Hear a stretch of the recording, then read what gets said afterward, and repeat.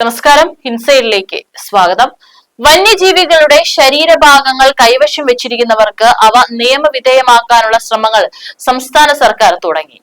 നിയമപരമായി വന്യജീവികളുടെ ശരീരഭാഗങ്ങൾ കൈവശം വെച്ചിരിക്കുന്നവർക്ക് അവ രേഖകളിൽ കൂടി നിയമപരമാക്കി എടുക്കാൻ ഒരവസരം കൂടി നൽകണമെന്നാണ് കേന്ദ്ര സർക്കാരിനോട് ആവശ്യപ്പെട്ടിരിക്കുന്നത്. പൂർവികരിൽ നിന്ന് ആർജിച്ചതും പൂർവികർക്ക് വനവകുപ്പ് ഉടമസ്ഥാവകാശം നൽകിയതുമായ കേസുകളിലാണ് ഇപ്പോഴുള്ള ഉടമസ്ഥർക്ക് ഉടമസ്ഥാവകാശം പത്രിക നൽകണമെന്ന കേരളം നിലപാട് എടുക്കുന്നത്. അടുത്ത ആഴ്ച നടക്കുന്ന Kerala wild life advisory board യോഗം ഈ നിർദ്ദേശം പരിഗണിക്കും. മന്ത്രി ഗണേഷ് കുമാർ, നടൻ മോഹൻലാൽ പുലിപ്പല്ല് മാലയിൽ ലോക്കറ്റാക്കി ഇട്ടെന്ന കേസിൽ റാപ്പർ വേടനും നിയമ ലംഘനങ്ങൾക്ക് പിടിക്കപ്പെട്ടതോടെയാണ് ഇവരെ സഹായിക്കാൻ സർക്കാർ രംഗത്തെത്തിയത്. 1972 സെപ്റ്റംബർ 11 പ്രാബല്യത്തിൽ വന്ന വന്യജീവി സംരക്ഷണ നിയമത്തിന് ശേഷം ഉടമസ്ഥാവകാശമില്ലാത്ത ആനക്കൊമ്പ് കൈമാറി കിട്ടിയതാണ് മന്ത്രി കെ.ബി. ഗണേഷ് കുമാറിനെ നിയമത്തിന്റെ മുന്നിൽ കുറ്റക്കാരനാക്കി മാറ്റിയത്. മന്ത്രി കെ.ബി. ഗണേഷ് കുമാർ ഉടമസ്ഥാവകാശമില്ലാതെ ആനക്കൊമ്പുകൾ സൂക്ഷിക്കുന്ന വിഷയം വിശദമാക്കിയതിൽ വനം മന്ത്രി എ.കെ. ശശീന്ദ്രന് പങ്കുണ്ടെന്നും മന്ത്രി ഗണേഷ് കുമാർ സംശയിച്ചിരുന്നു. മോഹൻലാലിന്റെ ആനക്കൊമ്പ് കേസിൽ കുരുക്കിയ മാതൃകയിൽ തന്നെയും കുടുക്കാൻ ശ്രമം നടക്കുന്നുവെന്നാണ് ഗണേശൻ സംശയിച്ചത്. അതേസമയം ഓവർ ആക്ഷൻ നടത്തുന്ന ഗണേഷിനെ സ്റ്റാൻഡിൽ പിടിക്കാനുള്ള CPM-ന്റെ തന്ത്രമാണോ ശശീന്ദ്രൻ വഴി പയറ്റുന്നതെന്ന സംശയം ഗണേഷിന് ഇല്ലാതില്ല. കാരണം മുഖ്യമന്ത്രി പിണറായി വിജയന്റെ വിശ്വസ്തനാണ് മന്ത്രി എ.കെ. ശശീന്ദ്രൻ. മുൻ മന്ത്രി ആന്റണി രാജുവിനെയും ഗണേഷിന് സംശയമുണ്ട്. അതേസമയം ഇക്കാര്യത്തിൽ വനംവകുപ്പിനോട് അടിയന്തര റിപ്പോർട്ട് തേടുമെന്ന് മന്ത്രി എ.കെ. ശശീന്ദ്രൻ പറഞ്ഞു.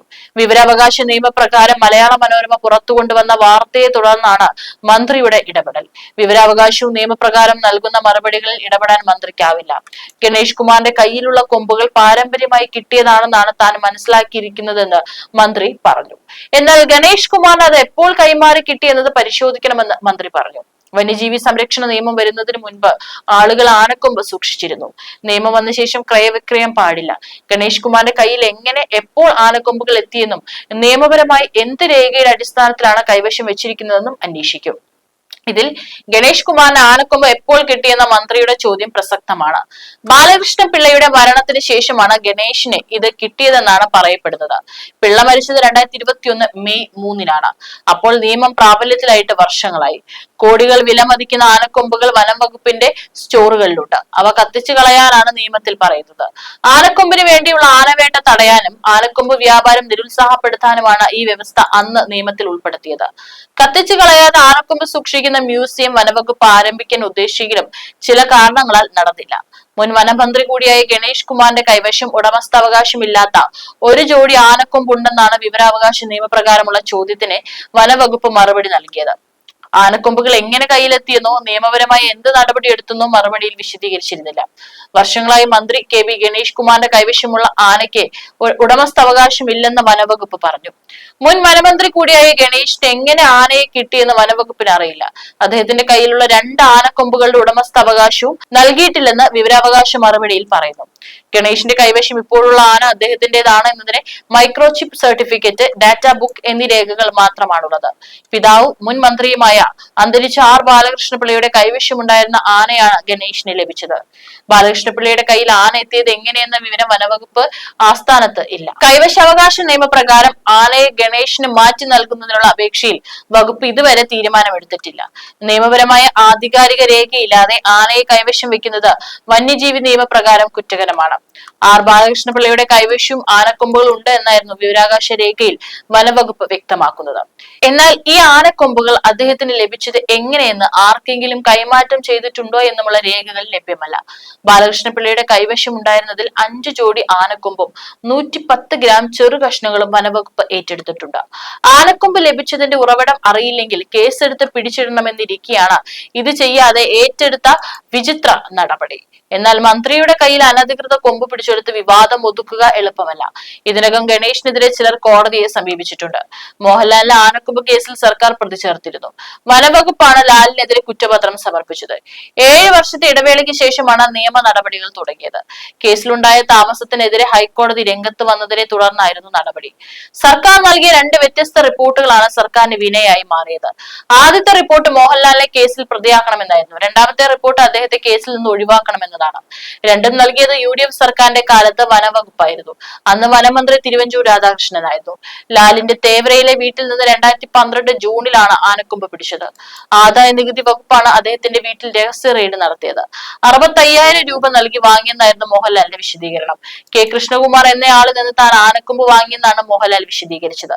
ആനക്കൊമ്പ് സൂക്ഷിക്കാൻ ലാലിന് ലൈസൻസ് ഉണ്ടായിരുന്നില്ല. കൃഷ്ണകുമാറിനെയും കേസിൽ പ്രതിയാക്കി. മോഹൻലാലിനെതിരെ നടപടി വേണ്ടെന്ന് പല കോണുകളിൽ നിന്നും സർക്കാരിന് ഉപദേശം ലഭിച്ചിരുന്നു. എന്നാൽ സർക്കാർ വഴങ്ങിയില്ല.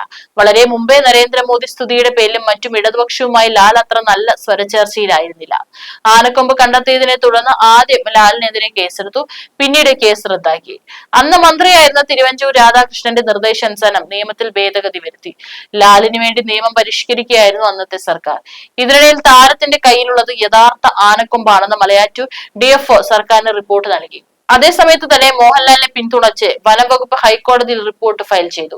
നിയമപരമല്ലാത്ത മാർഗത്തിലൂടെയല്ല മോഹൻലാൽ ആനക്കൊമ്പ് വാങ്ങിയതെന്ന പഴയ നിലപാടാണ് ഇക്കുറി വനംവകുപ്പ് തിരുത്തിയത്. മോഹൻലാലിനെതിരെ തുടർ നടപടി വേണ്ടെന്ന് വനംവകുപ്പ് ഹൈക്കോടതിയിൽ നൽകിയ സത്യവാങ്മൂലത്തിലുണ്ട്. 2012 രജിസ്റ്റർ ചെയ്ത കേസ് 7 വർഷം കഴിഞ്ഞിട്ട് തീർപ്പാക്കാഞ്ഞത് എന്തുകൊണ്ടാണെന്ന് ഹൈക്കോടതി ചോദിച്ചത്. 3 ആഴ്ചയ്ക്കകം മജിസ്ട്രേറ്റ് കോടതി കേസിൽ റിപ്പോർട്ട് ഫയൽ ചെയ്യണമെന്നും സംസ്ഥാനത്തെ ഉയർന്ന കോടതി ഉത്തരവിട്ടു. ഇതിനെ തുടർന്നാണ് നടപടി. ലാൽ ആനക്കൊമ്പ് വാങ്ങിയതായി പറയുന്ന കൃഷ്ണകുമാർ ആരെന്ന് വനംവകുപ്പ് കണ്ടെത്തിയിട്ടില്ല. അയാൾക്ക് ആനക്കൊമ്പ് എവിടെ നിന്നാണ് കിട്ടിയതെന്നും കണ്ടെത്തിയിട്ടില്ല. കൃഷ്ണകുമാറിന് ആനക്കൊമ്പ് സൂക്ഷിക്കാൻ ആരാണ് അധികാരം നൽകിയതെന്ന് കണ്ടെത്തേണ്ടിയിരിക്കുന്നു. ഇത്രയും പ്രമാദമായ ഒരു കേസ് വനംവകുപ്പ് നിസ്സാരവൽക്കരിച്ചത് ചർച്ചയായി. ഒരു വ്യക്തിക്ക് വേണ്ടി നിയമത്തിൽ സർക്കാർ വെള്ളം ചേർത്തതും ചോദ്യം ചെയ്യപ്പെട്ടു. മോഹൻലാലിൽ നിന്നും കണ്ടെടുത്ത ആനക്കൊമ്പിനെ കുറിച്ച് പലതര ദുരൂഹതകൾ പ്രചരിക്കുന്നുണ്ട്. ആനകളെ കൊന്ന് ആനക്കൊമ്പ് അപഹരിക്കുന്ന ചിലരെ പിടികൂടിയപ്പോഴും മോഹൻലാൽ വിവാദത്തിലേക്ക് കടന്നു വന്നിരുന്നു. എന്നാൽ പിന്നീട് പിണറായി സർക്കാർ തന്നെ ലാലിനെതിരെയുള്ള ആനക്കൊമ്പ് കേസ് പിൻവലിക്കാൻ തീരുമാനിച്ചു. കേസ് പിൻവലിക്കണമെന്നാവശ്യപ്പെട്ട് വനംവകുപ്പ് അഡീഷണൽ ചീഫ് സെക്രട്ടറി എറണാകുളം ജില്ലാ കളക്ടർക്ക് കത്ത് നൽകിയിരുന്നു. കോടതിയോട് അഭ്യർത്ഥന നടത്താനുള്ള കത്തായിരുന്നു ഇത്. എന്നാൽ ഇക്കാര്യം ദേശീയ ദിനപത്രമായ ദി ഹിന്ദു വാർത്തയാക്കിയതോടെ കളക്ടർക്ക് നൽകിയ കത്തിന്മേൽ തൽക്കാലം നടപടി വേണ്ടെന്ന് സർക്കാർ നിർദ്ദേശിക്കുകയായിരുന്നു. വാർത്ത ഹിന്ദുവിൽ വന്നതിനാൽ കോടതികളിൽ കളി പാളുമോ എന്ന സംശയത്തിലായിരുന്നു സർക്കാർ. കേസ് പിൻവലിക്കാനുള്ള ഫയലിൽ മുഖ്യമന്ത്രിയുടെ നിർദ്ദേശാനുസരണം വനമന്ത്രി ഒപ്പിടുകയായിരുന്നു. കേസ് പിൻവലിക്കുന്നതിന് മുൻപ് നിയമവകുപ്പ് കേസ് ഫയൽ കണ്ടിരുന്നു. നിയമവകുപ്പിന്റെ അനുമതി ലഭിക്കാതെ ഒരു ക്രിമിനൽ കേസും പിൻവലിക്കാനാവില്ല. യഥാർത്ഥത്തിൽ കേസ് പിൻവലിക്കേണ്ടത് കോടതിയാണ്. കേസ് പിൻവലിക്കാൻ സർക്കാരിന് താല്പര്യമുണ്ടെങ്കിൽ കോടതികൾ സാധാരണ അനുവദിക്കാറുണ്ട്. എന്നാൽ മോഹൻലാലിന്റെ വിഷയം സാധാരണ തലത്തിൽ പരിഹരിക്കാൻ കഴിയുന്നതല്ല. മോഹൻലാലിനെതിരായ കേസ് നിസ്സാരമായി പിൻവലിക്കാൻ കഴിയുന്നതുമല്ല. അതിന് കോടതിയുടെ സഹായം കൂടിയേ തീരൂ. മോഹൻലാലിനേക്കാൾ പ്രമാദമാകാൻ പോകുന്നത് ഗണേഷിന്റെ കേസ്. ഇതിനിടെ അനധികൃതമായി മന്ത്രി സൂക്ഷിക്കുന്ന ആനകളും ആനക്കൊമ്പുകളും പിടിച്ചെടുക്കണമെന്ന് ആവശ്യപ്പെട്ട് വനവകുപ്പിൽ പരാതി എത്തിയെന്ന് ദുരൂഹത ഉയർത്തുന്നു. DCC ഭാരവാഹി S ജലീൽ മുഹമ്മദാണ് പരാതി നൽകിയത്. ഇത്തരമൊരു കുറ്റകൃത്യത്തിൽ മന്ത്രി ഉൾപ്പെടുന്നത് വിവാദമാകാനാണ് സാധ്യത. ആനക്കൊമ്പ് സൂക്ഷിക്കാൻ മന്ത്രി KB ഗണേഷ് കുമാർ എന്ത് ആധികാരിക രേഖയാണ് നൽകിയിരിക്കുന്നതെന്ന് വനവകുപ്പ് വെളിപ്പെടുത്തിയിട്ടില്ല. മന്ത്രിയുടെ കൈവശം ഒരു ജോഡി ആനക്കൊമ്പുള്ളതായി വിവരമുണ്ടെന്നും ഉടമസ്ഥാവകാശം ലഭിക്കുന്നതിനുള്ള അപേക്ഷ പരിഗണിച്ചു വരികയാണെന്നുമാണ് വനവകുപ്പിന്റെ മറുപടി. വന്യജീവി സംരക്ഷണ നിയമപ്രകാരം ആനക്കൊമ്പ് സർക്കാർ സ്വത്താണ്.